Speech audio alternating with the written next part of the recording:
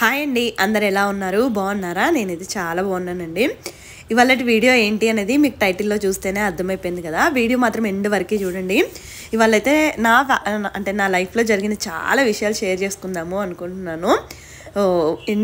End వరకు చూసేసి అప్పుడు మీరైతే కామెంట్ చేయండి. రీసెంట్గా నాకు చాలా కామెంట్స్ వచ్చాయి మా హౌస్ గురించి. అంటే ఎప్పటి నుంచో చెప్దాము అనుకున్నాను, బట్ దేనికైనా ఒక సందర్భం రావాలి కదా. ఇప్పుడు ఆ సందర్భం వచ్చింది అనుకుంటున్నాను. ఇంకా మార్నింగ్ బ్రేక్ఫాస్ట్లోకి అయితే చపాతీ అండ్ చెనా కర్రీ అయితే చేస్తున్నానండి. గ్రేవీ ఎక్కువగా ఎవ్వరూ తినరు, అందుకే జస్ట్ ఒక టమాటో, ఒక ఆనియన్ అది వేసేసి కొంచెం చెనా కూడా కలిపేసి చేసేస్తున్నానండి. ఇంక ఇట్లా చేస్తే చిన్నబాబు కూడా ఆ చెనా ఉడకబెట్టేశాను కదా, అవి పక్కకు పెట్టేశాను.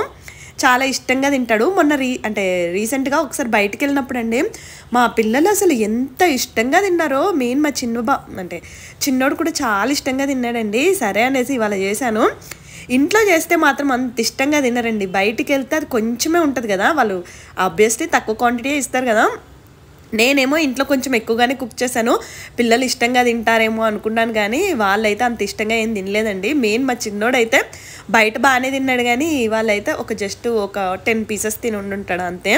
ఈవినింగ్ ఋషి స్కూల్లో స్పోర్ట్స్ డే కూడా ఉందండి. ఇంకా అక్కడికి కూడా వెళ్ళాలి. త్వరగా వంట చేసేసుకొని అన్నీ రెడీ అయిపోయి ఉన్నాను అనుకోండి, ఇంకా మా హస్బెండ్తో చివాట్లు ఉండవు, లేదంటే లేట్ చేసేసావు అలా అనేసి. అంటే మా ఆయన ఏంటంటే అందరికంటే ఫస్ట్ మనమే వెళ్ళి అక్కడ కూర్చోవాలి, వాళ్ళు చెప్పిన టైంకి వెళ్ళాలి అంటారు. నేనేమో కొంచెం ఇంట్లో సర్దడము అవన్నీ లేట్ అయిపోతూ ఉంటాయి కదా, అందుకే ఇంకా ప్రాపర్గా అన్ని టక అయితే ఫినిష్ చేసేస్తున్నాను. ఫస్ట్ గ్రేవీ అండి, నేను ఎక్కువైపోయిందేమో అనుకున్నాను, బట్ ఆ దగ్గరికి వచ్చేసరికి కర్రీ చూసారు కదా ఎంత తక్కువగా అయిపోయిందో. అండ్ నాకు పెళ్ళైనప్పుడు అంటే అన్నం కుక్ చేయడం అయితే అంత ప్రాపర్గా రాదు, కానీ చపాతీ చేయడం మాత్రం పర్ఫెక్ట్గా వచ్చండి. మా అత్తమ్మకైతే నేను చేసే చపాతీలు అంటే చాలా ఇష్టము. చాలా సాఫ్ట్గా చేస్తావమ్మా అంటారు. నేనైతే ఇలా ఫోల్డ్ చేసేసి చపాతీలు అయితే చేస్తాను. ఇలా చేయడం వల్ల మనకి ఎంతసేపు ఉన్నా కూడా మనకి చపాతీలు అయితే గట్టిగా అవ్వవు, చాలా సాఫ్ట్గా ఉంటాయండి. నేను నార్మల్గా చపాతీలు ఎంతైనా చేసేస్తాను. ఇంకా టిఫిన్ తినేసి అయితే నేనైతే రెడీ అయిపోయానండి వెళ్ళడానికైతే.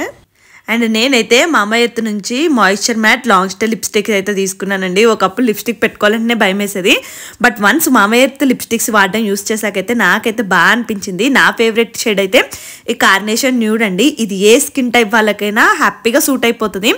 అండ్ కొన్ని లిప్స్టిక్లు పెట్టుకుంటే మన పెదవులు అంతా క్రాంకీగా అయిపోతాయి కదా, బట్ ఈ లిప్స్టిక్ మాత్రం మనకైతే అలా అస్సలు ఉండదండి. ఎందుకంటే ఇందులో avocado oil and vitamin E use చేస్తారు. దానివల్ల మనకైతే మంచి పిగ్మెంటెడ్గా ఉంటుందండి. హ్యాపీగా మనం ఎక్కడికైనా బయటికి వెళ్తున్నాం అనుకోండి, ఇది ఒక్కసారి అప్లై చేసేసుకుంటే మనకైతే 12 hours ప్రొటెక్షన్ కూడా ఉంటుంది.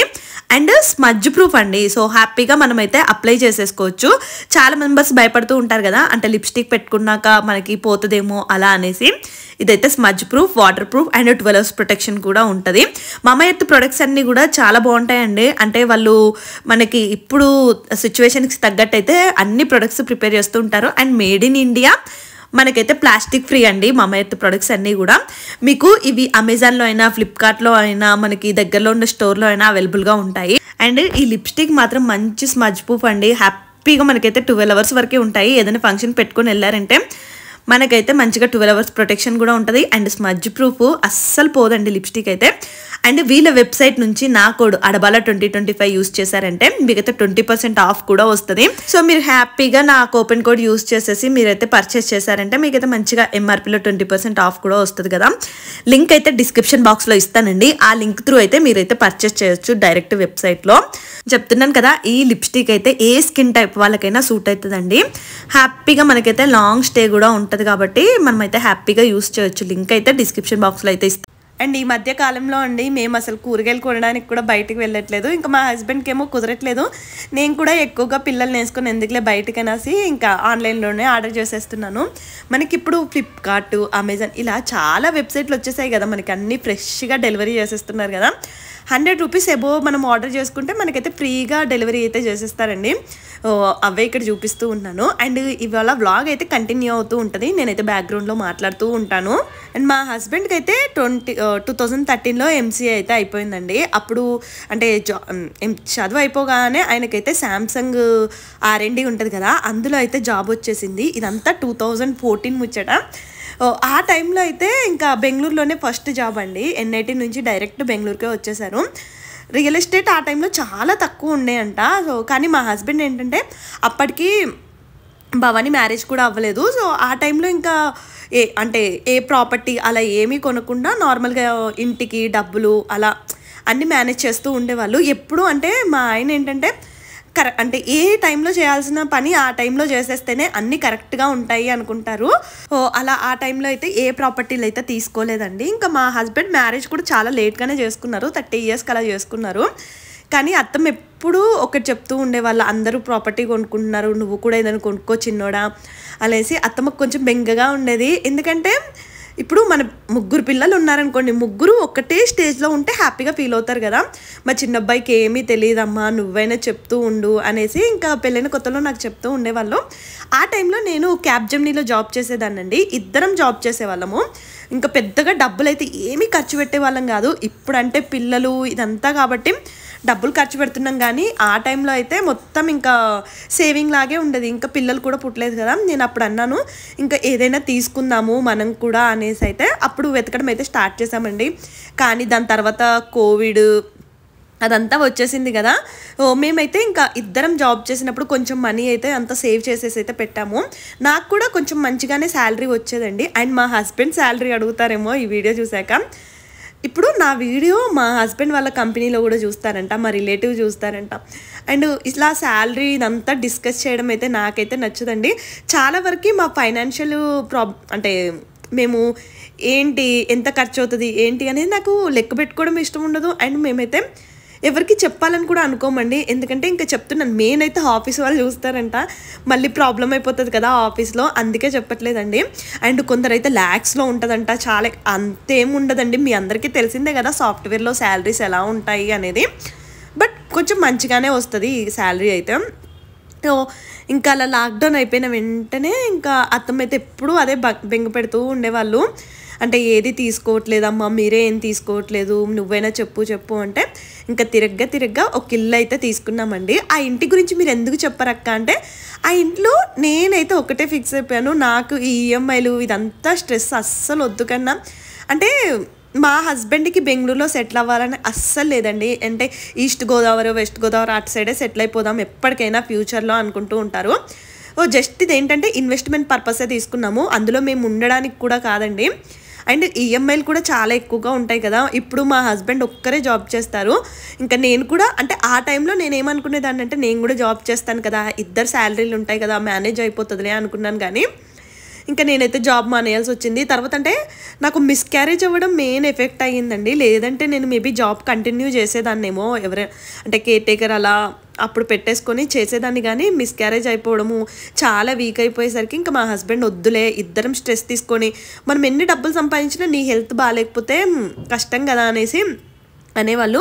అండ్ మెయిన్ మాకేంటంటే అంటే డబ్బుల కంటే ఎక్కువ ఒక స్టెబుల్ లైఫ్ ఉండాలి అనేసి అయితే ఫిక్స్ అయిపోయాము.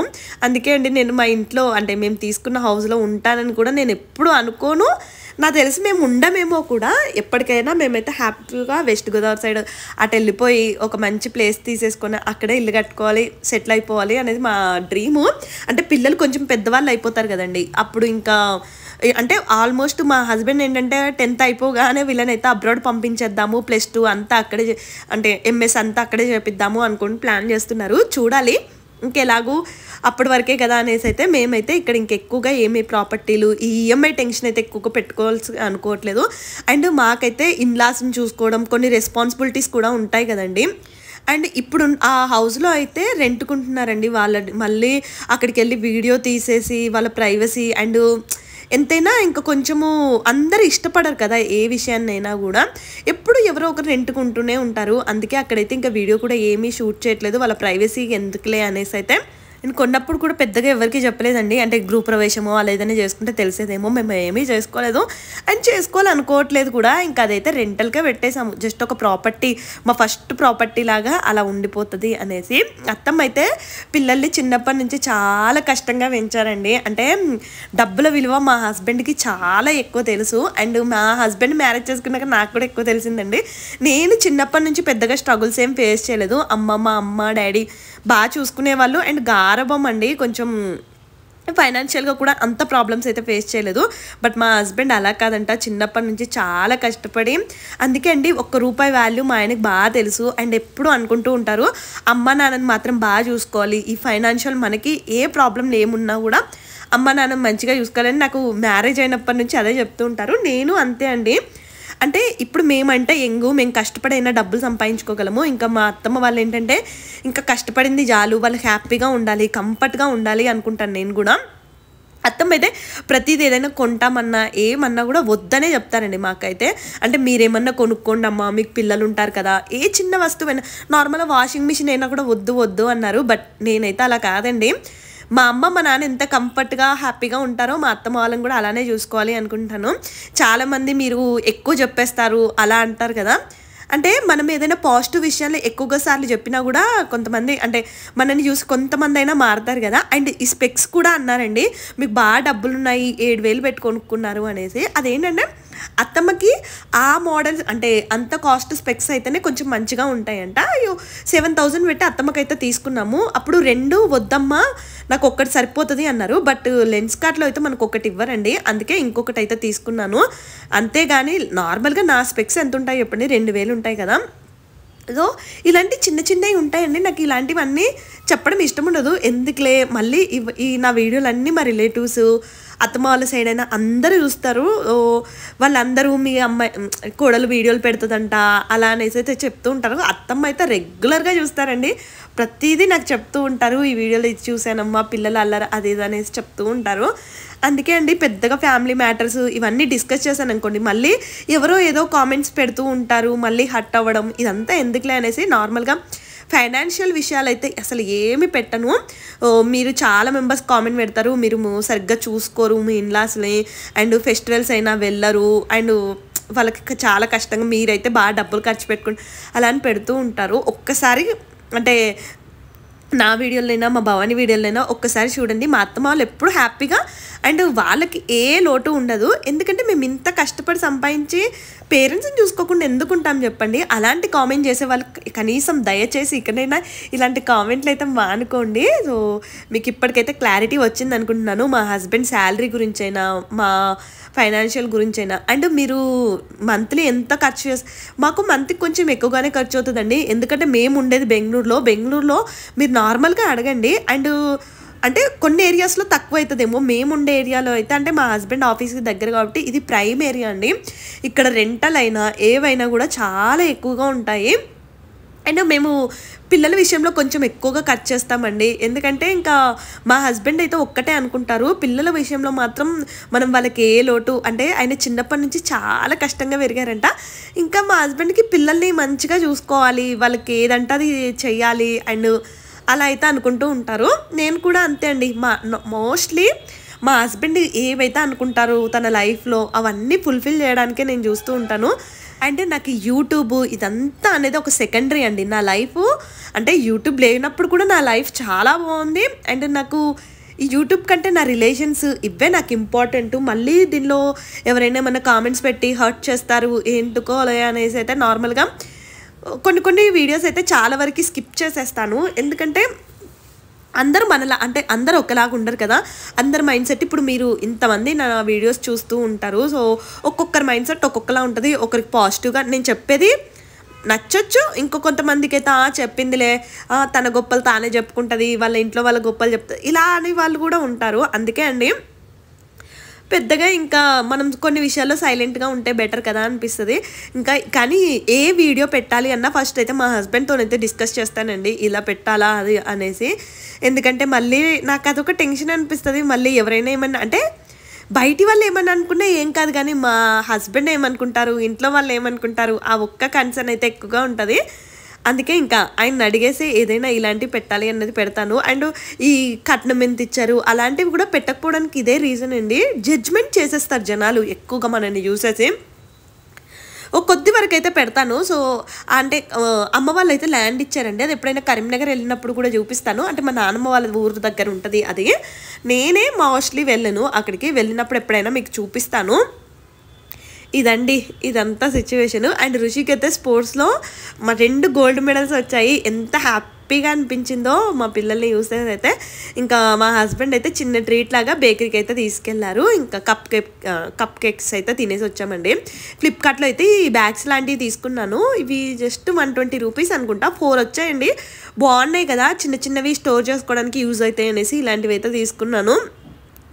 ఇలా ఏవో ఒకటి కొంటూనే ఉంటానండి నేనైతే. అంటే నాకు నచ్చింది అంటే ఇలాంటి చిన్న చిన్నవి ఇంట్లోకి మాత్రం పెద్దగా ఆలోచించుకోనిలేండి. అండ్ పెద్దగా దేని గురించి ఆలోచించను నేనైతే. మొత్తం మా హస్బెండే చూసుకుంటారు. ఫైనాన్షియల్గా అయినా ఏవైనా కూడా అంతా మా హస్బెండే చూసుకుంటారండి. అంటే నాకు చెప్తారు, పెద్దగా నేను ఏమి ఎక్కువగా డబ్బులైనా ఏమైనా పట్టించుకొని, నాకు ఈ పిల్లలు అండ్ మెయిన్ యూట్యూబ్ అండి. యూట్యూబ్లోకి వచ్చాక హ్యాపీగా, అంటే మనకంటూ ఒక పని ఉందనుకోండి, హ్యాపీగా అనిపిస్తుంది కదా. నా యూట్యూబ్ ఇన్కమ్ కూడా చాలా తక్కువగానే ఉంటుంది. మీరు అనుకుంటారేమో, అంటే పెద్ద మనదేమో అంత పెద్ద ఛానల్ కాదు కదా. అండ్ నాకు వ్యూస్ కూడా చాలా తక్కువ. అండ్ నేను రెగ్యులర్గా వ్లాగ్స్ కూడా పెట్టను. యూట్యూబ్ ఇన్కమ్ కూడా తక్కువగానే ఉంటుందండి. బట్ ఆ హ్యాపీనెస్ ఉంటుంది కదా, పోనీలే నేను కూడా ఒక ఇన్ఫ్లుయెన్సర్ని, నాకు యూట్యూబ్ ఛానల్ ఉంది, ఆ హ్యాపీనెస్ ఉంటుంది అంతే తప్ప పెద్దగా ఇందులో నుంచి ఎక్కువ డబ్బులు వచ్చేయాలి అలా అని ఏం పెట్టుకోను. అందుకే అంటారు మీరు యూట్యూబ్లో వీడియోలు కూడా సరిగ్గా పెట్టరంటే, అంటే ఇప్పుడైతే పెట్టట్లేదులేండి. ఎందుకంటే పిల్లల్ని మేనేజ్ చేస్తూ ఇల్లు మేనేజ్ చేయడము, అంటే యూట్యూబ్ మేనేజ్ చేయడం ఇదంతా కష్టమైపోతుంది. అన్నీ షూట్ చేసుకోవాలి కదా. మా చిన్నోడికి ఇంకా చిన్నపిల్లలు ఉన్న వాళ్ళకే అర్థమవుతుందండి. ఎప్పుడైనా అంట మన బాధలు అర్థమయ్యే వాళ్ళకే చెప్పుకోవాలంట. ఇంకా అర్థం కాని వాళ్ళకి ఎన్ని చెప్పినా అంతే అండి. అండ్ ఇంకా మా అమ్మ మా నాన్న అయితే నాకు ఫుల్ సపోర్ట్ చేస్తారు. అండ్ మీరు ఒక్కసారి ఆలోచించండి, మా అమ్మ మా నాన్నకి ఇప్పుడు ప్రజెంట్ నేను ఒక్కదాన్నే కూతుర్ని. వాళ్ళు నేను హ్యాపీగా ఉండాలనే అనుకుంటూ ఉంటారు కదా. అందుకే అండి నేను వద్దన్నా కూడా మా మమ్మీ వచ్చేస్తారు. నార్మల్గా మా డాడీకి ఏంటంటే, నా కూతురు కొంచెం అంటే పిల్లలు చిన్నగా ఉన్నప్పుడు మనం సపోర్ట్ చేస్తే తర్వాత తను మేనేజ్ చేసేసుకుంటుంది. వాళ్ళు స్కూల్కి వెళ్ళిపోతారు, మేనేజ్ చేసుకుంటుంది. ఇప్పుడు ఎందుకు మా అమ్మాయి ఇంత కష్టపడాలి, అండ్ యూట్యూబ్ కూడా చేస్తుంది కదా, తను ఏదో ప్రూవ్ చేయాలనుకుంటుంది, అలానే ఎంకరేజ్ చేస్తూ ఉంటారు. ఇంకా మా డాడీ అయితే నేను వంట చేసుకుంటానులే అమ్మ, పర్లేదు, అమ్మని పంపిస్తానులే, అలా అయితే ఆలోచిస్తూ ఉంటారండి. పాపం మా అత్తమ్మకు కూడా రావాలని ఉంటుంది, కానీ ఇంకా మామయ్య గారికి హెల్త్ కండిషను ఇవంతా తెలిసిందే కదా. ప్రజెంట్ అయితే అత్తమ్మ మామయ్య అందరూ హ్యాపీ అండి. మా అమ్మ వాళ్ళు కూడా అందరూ హ్యాపీ. ఎందుకంటే పిల్లలు హ్యాపీగా ఉంటేనే కదండి తల్లిదండ్రులు కూడా హ్యాపీగా ఉండేది. ఇక్కడ నుంచి అయినా అలాంటి కామెంట్స్ రావనేసి అయితే మీకైతే క్లారిటీ వచ్చిందని అయితే అనుకుంటున్నాను. ఇంక ఈ వ్లాగ్ అయితే ఇక్కడితో నేను చేస్తానండి. మళ్ళీ నెక్స్ట్ వ్లాగ్ అయితే హౌస్ ఫిక్స్ చేసామన్నాను కదా, ఆ హౌస్ అయితే చూపిస్తాను మీకు. అండ్ నా వీడియో నచ్చితే ప్లీజ్ లైక్ చేయండి, కామెంట్స్ కూడా చేయండి. Thank you, bye bye. Next వ్లాగ్లో కలుద్దాం.